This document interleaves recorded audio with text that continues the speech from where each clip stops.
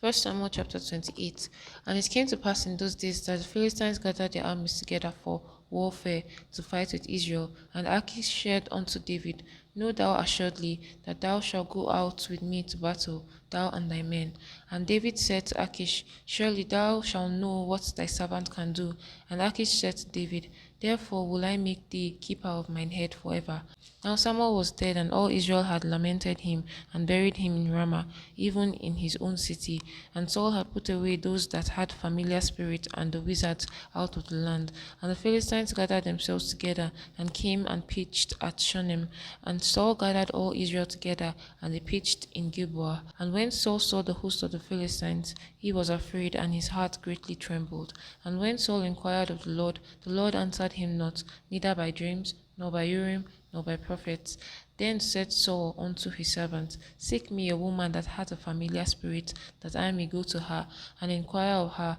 And his servant said to him, Behold, there is a woman that hath a familiar spirit at Endor. And Saul disguised himself, and put on other raiment, and he went, and 2 men with him. And they came to the woman by night, and he said, I pray thee, divine unto me by the familiar spirit, and bring me him up, whom I shall name unto thee.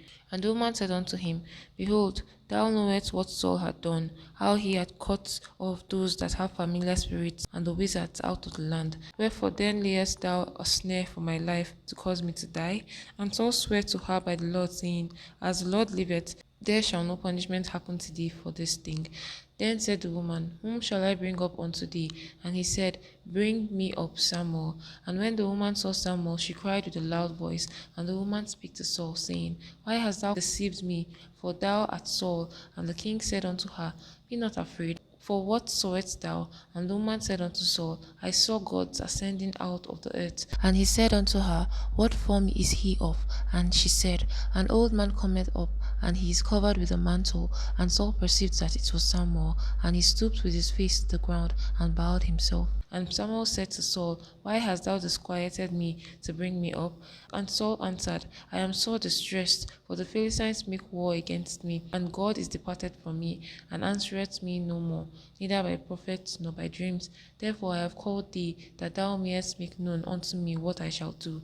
Then Samuel said, Wherefore then dost thou ask of me, seeing the Lord is departed from thee, and is become thy enemy? And the Lord had done to him as he spake by me, for the Lord hath rent the kingdom out of thine hand, and given it to thy neighbor, even to David, because thou obeyedst not the voice of the Lord, nor executedst his fierce wrath upon Amalek.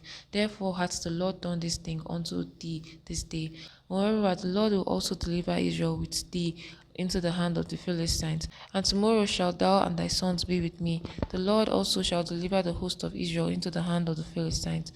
Then Saul fell straightway all along on the earth, and was so afraid because of the words of Samuel, and there was no strength in him, for he had eaten no bread all the day nor all the night. And the woman came unto Saul, and saw that he was sore troubled, and said unto him, Behold, thine handmaid hath obeyed thy voice, and I have put my life in my hand, and have hearkened unto thy words which thou speakest unto me.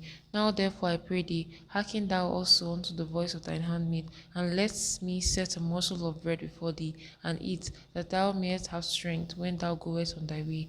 But he refused, and said, I will not eat. But his servants together with the woman compelled him, and he hearkened unto their voice. So he arose from the earth, and sat upon the bed. And the woman had a fat calf in the house, and she hasted and killed it, and took flour, and kneaded it, and did bake unleavened bread thereof. And she brought it before Saul, and before his servants, and they did eat. Then they rose up, and went away that night.